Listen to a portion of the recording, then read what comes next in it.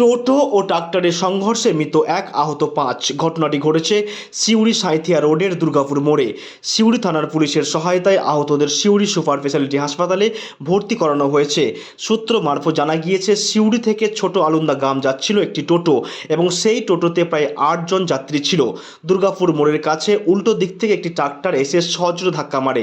সেখানে মৃত্যু হয় রেবিনা বিবি নামের ৩৩ বছর বয়সী এক মহিলার। তার দেহ উদ্ধার করে সিউড়ি সুপার স্পেশালিটি হাসপাতালে ময়না তদন্তের জন্য পাঠান সিউড়ি থানার পুলিশ। তাদের মধ্যে ২ জন স্বাভাবিক থাকায় প্রাথমিক চিকিৎসার পর তারা বাড়ি চলে যায়। বাকিরা চিকিৎসাধীন রয়েছেন সিউড়ি সদর হাসপাতালে। টোটোওয়ালা যাচ্ছিল, ট্রাক্টরটা এসে মেরে দিল। একজন মারা গেছে, বাকি আহত আছে ৭ জন।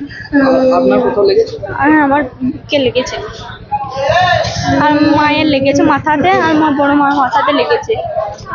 আর ২ জন বাড়ি গিয়েছে, ওদের কিছু হয়নি তো।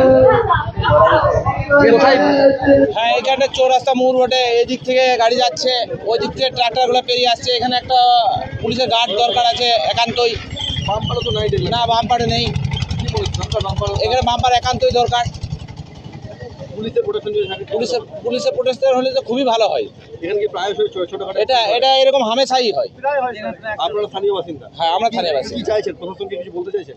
প্রশাসনের কাছে একটাই অনুরোধ যে এখানে ট্রাফিক দেওয়া হোক, গার্ড দেওয়া হোক। গার্ড দিলে পরে সুবিধা হবে, অ্যাক্সিডেন্টটা কম হবে।